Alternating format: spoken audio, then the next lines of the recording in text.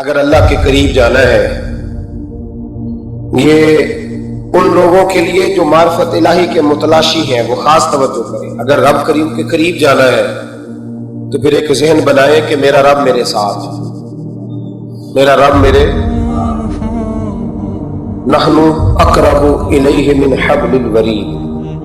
اور درویش کہتے ہیں جے میں تینوں اندر جانا تو پھر مقید جانا، جے میں تینوں باہر جانا تے اندر کون سمانا، اندر بھی تو تے باہر بھی تو، وچ بلا کون نمانا۔ پھر تصور کریں کہ اللہ میرے ساتھ ہے۔ حضرت جنید بغدادی رحمۃ اللہ علیہ کہتے ہیں میں نے اپنے مرشد سے کہا کوئی وظیفہ جو پڑھا کروں، فرمانے لگے جنید پڑھا کر کہ اللہ میرے ساتھ ہے اور اللہ مجھے دیکھ رہا ہے، یہ وظیفہ پڑھا کر۔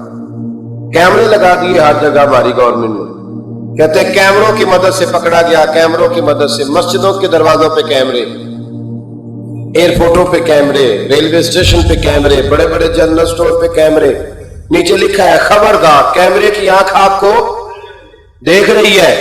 کیمرے کی آنکھ دیکھے تو لوگ گناہ نہیں کرتے، تو یہ کیوں نہیں سوچتے کہ رب ہمیں دیکھ رہا ہے؟ یہ تصور کیوں نہیں جمتا کہ رب ہمیں؟ اور اللہ فرماتے وَلِمَنْ من خاف مقام ربہ جنتان، جو اللہ کے سامنے کھڑے ہونے سے ڈر جائے گا نا، اللہ اسے 2 جنتیں عطا فرمائے گا۔ اللہ اسے ایک دفعہ اگر کو ڈر گیا اللہ کے سامنے کھڑے ہونے، کتنی دفعہ بولے تو صحیح۔ اس پر ہمارے مفسرین نے لکھا ہے کہ کبھی زندگی میں ایسا ہو کہ گناہ پر ہمارا پورا قبضہ ہو گیا ہو، گناہ پورا قابو میں آ گیا، کوئی روکنے والا نہیں، تو فرمایا جو اس وقت اللہ کے خوف سے ڈر جائے گا اللہ اسے 2 جنتیں عطا فرمائے گا۔ امام شافعی رحمۃ اللہ علیہ کے زمانے میں نا ایک بادشاہ کا اپنی بیوی سے جھگڑا ہو گیا، تو وہ بھی ملکہ تھی، کسی بادشاہ کی بیٹی تھی، شہزادی تھی، اس نے بھی سخت جملہ کہا، کہنے لگی چل دور ہٹ جہنمی، معاذ اللہ۔ اب اس نے اپنے خامد کو جہنمی کہا تو وہ کہنے لگا اس کا خامد کہ اچھا تو مجھے جہنمی کہتی ہے، جا پھر اگر میں جنتی نہیں تو تجھے 3 طلاقیں۔ اب کیسے ثابت ہو کہ جنتی ہے کہ جہنمی ہے؟ کیسے پتہ چلے گا؟ علماء سے پوچھا تو وہ کہنے لگے ہم کیسے بتائیں، کون ڈگری دے کہ تو جنتی ہے کہ جہنمی ہے؟ بات دور نکل گئی۔ امام شافعی کے پاس گیا، وہ رسوخ رکھتے ہیں علم فقہ کا، ان کے پاس گیا، جا کے کہنے لگا حضور یہ مسئلہ ہے۔ امام صاحب فرمانے لگے اکیلے میں مجھے ملتے ہو؟ وہ اندر آیا، کچھ دیر گفتگو ہوئی تو امام صاحب فرمانے لگے لو جی یہ بندہ جنتی ہے، اس کی بیوی کو طلاق کوئی نہیں ہوئی،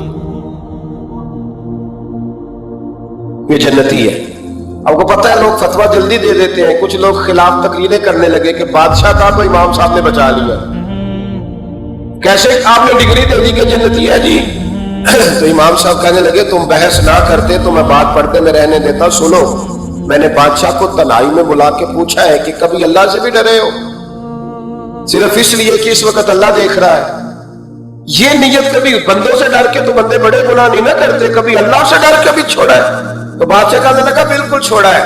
میری ایک کنیز تھی بڑی خوبصورت، غریب گھر کی ملازمہ، غریب گھرانے کی تھی، ایک دن میں آیا تو میرے کمرے میں صفائی کر رہی تھی، معاذ اللہ میرا اس پہ دل آ گیا، میں نے دروازہ بند کر لیا۔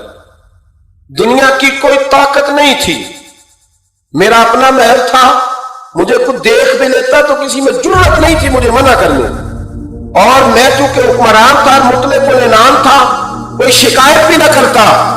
لیکن جب میں نے اس کی طرف ہاتھ بڑھایا تو اس نے ایک ہی لفظ کہا، کہنے لگی تو اللہ سے نہیں ڈرتا؟ تو اللہ سے نہیں ڈرتا؟ کہنے لگا کوئی نہیں تھا امام صاحب مجھے منع کرنے والا، کوئی نہیں تھا، لیکن جب اس نے کہا تو اللہ سے نہیں ڈرتا تو میں کانپنے لگا۔ میں نے اس سے معافی مانگی، غریب ملازمہ سے میں نے بادشاہ ہو کے معافی مانگی، میں نے معافی مانگی، پھر میں نے دروازہ کھولا، وہ چلی گئی۔ امام صاحب کہنے لگے اٹھ میرے سینے سے لگ۔ کہا حضور کیا ہوا؟ فرمایا جو تنہائی میں اکیلے میں ایک دفعہ بھی رب سے ڈر جائے اللہ اسے 2 جنتیں عطا فرمائے گا۔ تو جنتی ہے اس لیے کہ یار کبھی تو ایسا ہو، کبھی تو ایسا ہو بھولا گاہک ہمارے قبضے میں آ گیا ہو، ہم اپنا پورا اس پر تسلط رکھتے ہو پر ہم اللہ سے ڈر جائیں۔ کبھی ایسا ہو کہ کروڑوں روپیہ ہمارے تسلط میں ہو، ہم چاہیں تو جتنا مرضی استعمال کریں لیکن ہم اللہ سے ڈر جائیں۔ حضرت عمر کا زمانہ تھا، ایک نوجوان صحابی کا بیٹا مسجد جایا کرتا تھا، بڑا نیک تھا. ایک عورت اس کو اپنی طرف بلانے لگی، لبھانے لگی. نوجوان تھا، ایک دن دل آ ہی گیا بی بی پہ.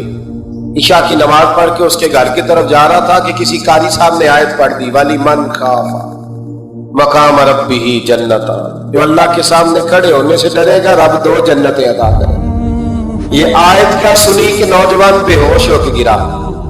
کسی نے باپ کو خبر دی کہ تیرا بیٹا بے ہوش ہے. باپ گھر لائے، بالوں میں ہاتھ پھیرا، بیٹے کیا ہوا؟ اس نے آنکھیں کھول کے کہا ابا جی میں نے گناہ کیا نہیں، لیکن میرا قبضہ پورا ہو گیا تھا گناہ پہ. وہ بالکل راضی تھی، میں چاہتا تو میں گناہ کر لیتا لیکن میں اللہ سے ڈر گیا. کیا واقعی رب مجھے 2 جنتیں دے گا؟ تو باپ نے ماتھا چوما کا بیٹا اللہ کے وعدے بڑے ہی سچے ہیں، بڑے سچے ہیں. تو یہ تصور کر کے اللہ مجھے دیکھ رہا ہے، پھر ڈر جا، واقعی 2 جنتیں دے گا. اس نوجوان نے چیخ ماری اور روح ہی پرواز کر دی. رات کو جنازہ پڑا، دفن کر دیا. صبح حضرت عمر آئے، فرمایا اتنا نیک نوجوان تھا تو مجھے کیوں نہیں بتایا؟ میں اس کے غسل میں شریک ہوتا، کفن میں شریک ہوتا، میں جنازہ پڑھاتا. حضور بس رات دیر ہو گئی، دفن کر دیا. امام سیوطی نے لکھا، ابن کثیر نے لکھا، ابن عساکر نے لکھا. حضرت جناب عمر فاروق فرمانے لگے مجھے بتاؤ تو صحیح اس کی قبر کہاں ہے؟ نیک ہو کوئی بندہ تو قبر پہ جانا چاہیے. فرمایا بتاؤ قبر کہاں ہے؟ حضرت عمر کو قبر پہ لے گئے تو سیدنا فاروق اعظم قبر پر کھڑے ہو کے فرمانے لگے نوجوان مجھے امید ہے اللہ نے تجھے 2 جنتیں دی ہوں گی. حضرت عمر کہتے ہیں مجھے اللہ کی قسم قبر کے اندر سے بول پڑا، کامل پیر اولا دے باہو قبر جما دی جیوے.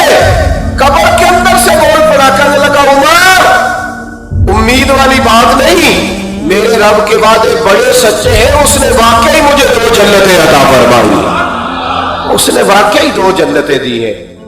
کبھی کوئی کام تو ایسا ہو جو صرف اللہ سے ڈر کے چھوڑا جائے. ہونا چاہیے کہ نہیں ہونا چاہیے؟ آپ یقین کریں بچوں سے ڈر کے ہم نے بڑے کام چھوڑے، بھائیوں سے ڈر کے چھوڑے، دنیا داروں سے ڈر کے چھوڑے.